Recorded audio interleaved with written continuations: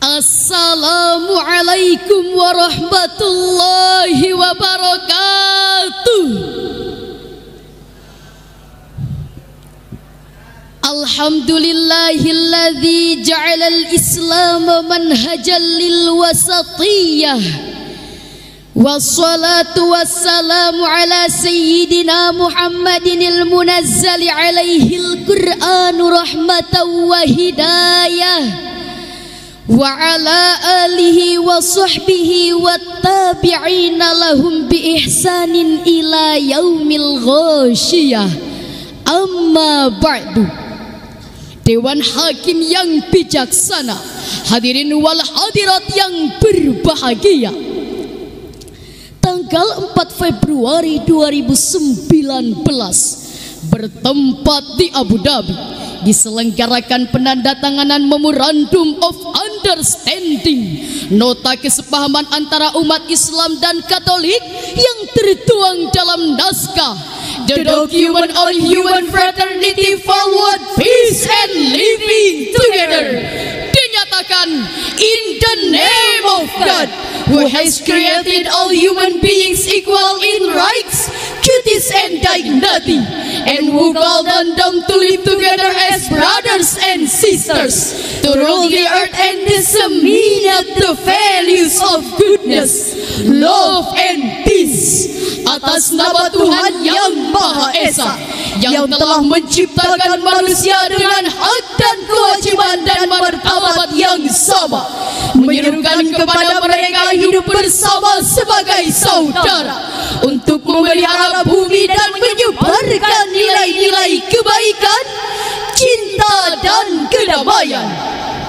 Cuplikan naskah kesepahaman antar umat berbeda agama ini menunjukkan sikap moderat dalam beragama, bahwa iman kepada Tuhan bukan hanya sebuah pernyataan, melainkan penyatuan manusia atas dasar keyakinan yang sama, bahwa Tuhan itu Maha Ada dan Tuhan itu Maha Segala. Tuhan tetap sama dalam pelukan keyakinan setiap hamba, meski Tuhan berbeda dalam julukan masing-masing agama.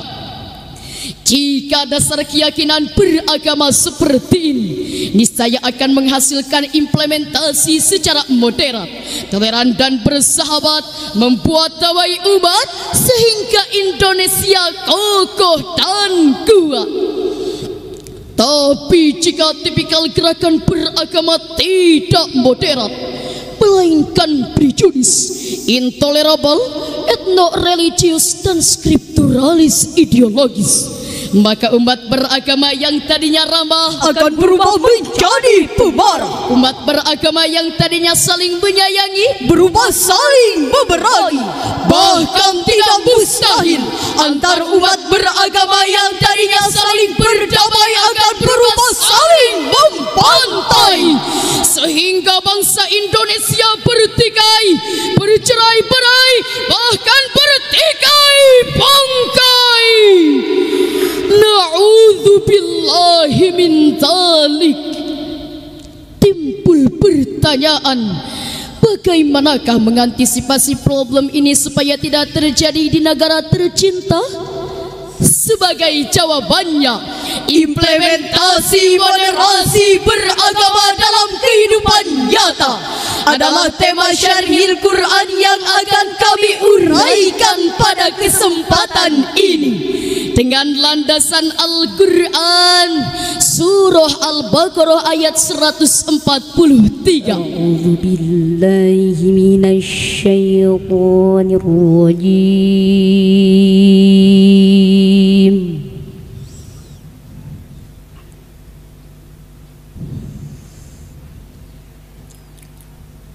Bismillahirrahmanirrahim.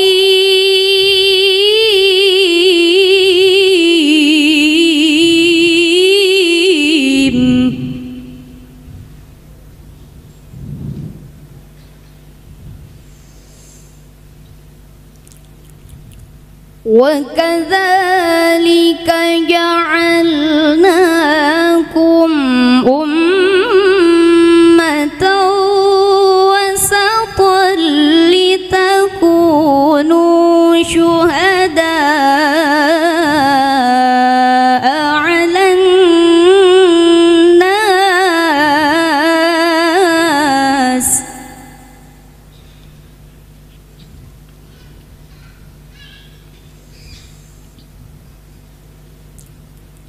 litakunu syuhada'a 'alan nasi wa yakuna rasulu 'alaikum syahida.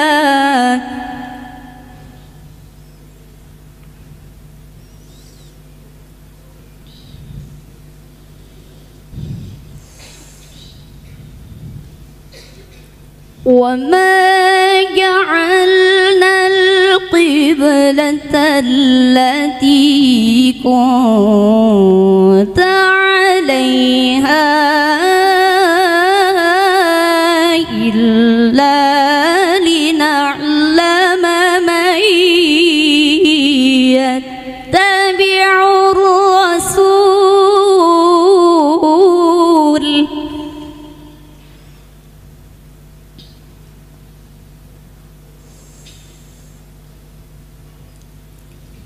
إلا لنعلم من يتبع الرسول ممن ينقلب على عقبيه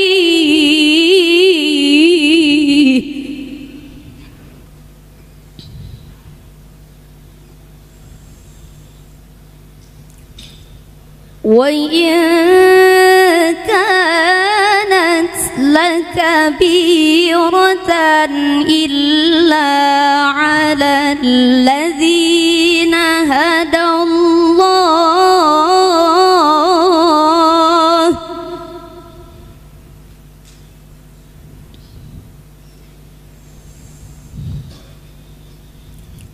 وما كان الله ليضيع إيمانكم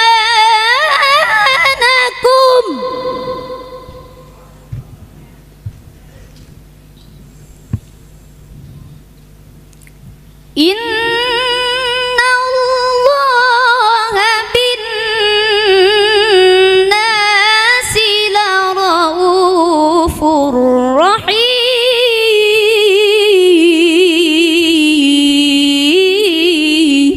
Aku berlindung kepada Allah dari godaan syaitan yang terkutuk. Dengan nama Allah yang Maha Pengasih lagi Maha Penyayang.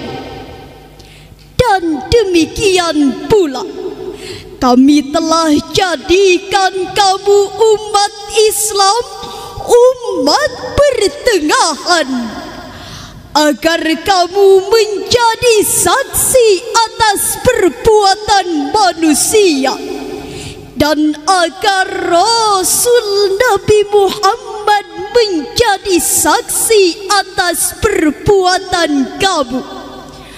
Kami tidak menetapkan kiblat Baitul Maqdis yang dahulu kamu menghadap kepadanya, kecuali agar kami mengetahui dalam kenyataan siapa yang mengikuti Rasul dan siapa yang berbalik ke belakang.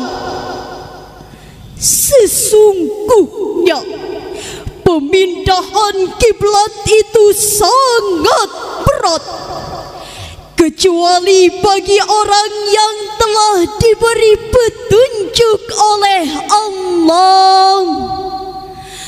Allah tidak menyia-nyiakan imanmu. Sesungguhnya Allah benar-benar Maha Pengasih lagi Maha Penyayang kepada manusia. Dewan Hakim yang bijaksana, hadirin wal hadirat yang berbahagia, diriwayatkan oleh Ibnu Ishaq dari Ismail bin Abi Khalid yang bersumber dari Al-Bar bahwa Rasulullah dengan para sahabat pada awalnya melaksanakan sholat menghadap ke Baitul Maqdis, dan Rasulullah sering melihat ke langit menunggu perintah Allah agar arah kiblat diarahkan ke Masjidil Haram, dan harapan itu diijabah Allah yang ditandai turun firman Allah surah Al-Baqarah ayat ke-143. Timbul pertanyaan, bagaimanakah nasib sholat mereka dan orang-orang yang telah meninggal dunia sebelum pemindahan kiblat? Sebagai jawabannya terdapat pada ayat ini, wa kadzalika ja'alnakum ummatan wasata. Sedangkan wasat secara bahasa berarti tawasud, pertengahan, i'tidal adil, dan tawazun seimbang. Demikian penafsiran Syekh Usamah Ar-Rifai dalam Tafsirul Wajiz li Kitabillahil Ajiz halaman 23. Sedangkan kebalikan dari kata wasat adalah hulu berlebihan, sepadan dengan kata ekstrim, radikal, dan eksesif. Sedangkan dalam istilah keagamaan, kata wasat berkembang menjadi ummatan wasato, umat moderat, yang berarti average, rata-rata, dan non-align, tidak berpihak. Dengan demikian hadirin, implementasi secara moderat dalam rangka untuk membimbingkan keluarga. Dengan demikian hadirin, sikap moderasi beragama kita harus untuk menjaga keseimbangan antara unsur Rabbaniyah, ketuhanan, dengan unsur insaniyah, kemanusiaan, sehingga umat Islam moderat secara Rabbaniyah ia i'tidal adalah tegak lurus menjaga akidah Islamiyah. Sekali la ilaha illallah sampai tetes darah penghabisan, tetap la ilaha illallah. Tapi secara insaniyah, muslim moderat mampu berdamai, bergandengan tangan, dan bertoleransi terhadap saudara-saudara yang berbeda agama, berlainan keyakinan. Lakum dinukum waliyadin, untukmulah agamamu dan untukkulah agamaku. Betul? Inilah sikap moderasi beragama yang diisyaratkan dalam kalimat litakunu syuhada'a 'alan nas. Kemudian timbul pertanyaan, bagaimanakah sikap nyata moderasi beragama dalam kehidupan berbangsa dan bernegara? Sebagai jawabannya, kita renungkan firman Allah dalam Al-Quran surah Al-Mumtahanah ayat 8. La yanhakumullahu 'anil ladzina lam yuqatilukum fid dini wa lam yukhrijukum diyarikum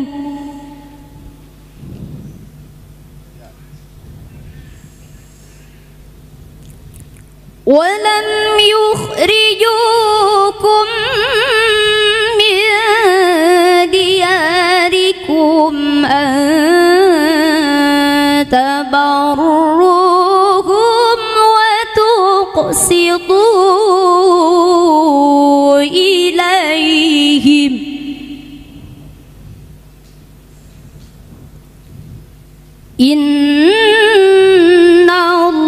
innallaha yuhibbul muqsitin. Sadaqallahul azim. Allah tidak melarang kamu berbuat baik dan berlaku adil terhadap orang-orang yang tidak memerangimu dalam urusan agama dan tidak mengusir kamu dari kampung halamanmu. Sesungguhnya Allah mencintai orang-orang adil, maha benar Allah dan maha agung. Dewan Hakim yang bijaksana, hadirin wal hadirat yang berbahagia, asbabun nuzul ayat ini berkenaan dengan kisah Asma putri Abu Bakar As-Siddiq yang didatangi ibunya bernama Sayyidah Qatilah yang saat itu belum beragama Islam. Asma pun bertanya kepada baginda Rasul, "Ya Rasulullah, bolehkah hamba berbuat baik dan menerima kebaikan Bunda Qatilah yang tidak seagama?" Rasulullah menjawab, "Boleh wahai Asma." Pada saat itulah Allah membenarkan sikap moderat Rasulullah dengan menurunkan surah Al-Mumtahanah ayat 8 yang diawali dengan kalimat, "La yanhakumullahu 'anil ladzina lam yuqatilukum fid-din." Maksudnya Allah tidak melarang berbuat baik kepada orang yang tidak memerangimu karena perbedaan agama dan tidak mengusirmu dari negerimu. Demikian penafsiran Syekh Muhammad Ali As-Swabuni dalam kitab Safwatut Tafasir jilid 3 halaman 323. Dengan demikian hadirin, sikap moderasi beragama dalam konteks kebinekaan. Kita tidak boleh menutup diri gara-gara beda kitab suci. Kita tidak boleh menutup ukhuwah gara-gara beda akidah. Kita tidak boleh mengorbankan persaudaraan gara-gara beda keyakinan. Dan kita tidak boleh memutus kerjasama gara-gara beda agama. Setuju hadirin? Kini saatnya kita sebagai bangsa menatap masa depan dan mau bergandeng tangan. Karena sikap menutup diri dan tidak bertoleransi hanya akan merugikan bangsa sendiri. Bersikap radikal dan bertindak brutal hanya akan menjadikan bangsa kita semakin tertinggal. Dan ternyata berdasarkan data Lembaga Survei Indonesia, terdapat peningkatan signifikan sikap masyarakat terhadap agenda fundamentalis, radikalis, bahkan teroris dari para responden. Berdasarkan data ini jelas para responden tidak mencerminkan sikap seorang agamawan yang moderat penebar maslahat, melainkan sikap seorang penjahat, pembawa mafsadat, sikap berlebihan dalam berkeyakinan atau hulu dalam istilah agama. Demikian penafsiran Syekh Ibnu Hajar Al-Asqalani dalam kitab Fathul Bari jilid 13 halaman 278. Padahal sikap berlebihan ini sangat dilarang baginda Nabi, sampai-sampai beliau bersabda, "Iyyakum wal ghuluwa fid-din, fa innahu ahlaka man kana qablakumul ghuluwa fid-din." Jauhkanlah diri kalian dari ghulu berlebih-lebihan dalam agama, karena sesungguhnya sikap ghulu ini telah membinasakan orang-orang sebelum kalian. Saudara-saudara, apakah kita rela bangsa besar yang dibangun dengan susah payah, dengan tetesan keringat, linangan air mata, bahkan kocoran darah para syuhada ini harus hancur, rusak, binasa karena sikap egois, jiwa radikalis, dan mental teroris? Tentu tidak. Sepakat? Oleh karena itu, sikap moderasi beragama merupakan pilihan utama untuk kita terapkan bersama di negara tercinta. Jika sikap ini yang kita tumbuh kembangkan, maka kita merupakan insan-insan yang beramal kebajikan yang akan mendapatkan balasan ampunan dari Allah yang Maha Rahman. Dewan Hakim yang bijaksana, hadirin wal hadirat yang berbahagia, Dengan demikian, syarahan ini dapat kami simpulkan bahwa Indonesia memiliki keragaman yang ada, termasuk dalam hal agama. Jika saling menutup diri dan tidak bertoleransi, maka akan menimbulkan bahaya. Tapi jika saling bertoleransi dan berkomunikasi sebagai implementasi sikap moderasi dalam beragama, maka segala perbedaan bisa menjadi modal utama membangun bangsa. Amin ya rabbal alamin. Sekian dan demikian yang dapat kami sampaikan. Wassalamualaikum warahmatullahi wabarakatuh. Waalaikumsalam warahmatullahi wabarakatuh.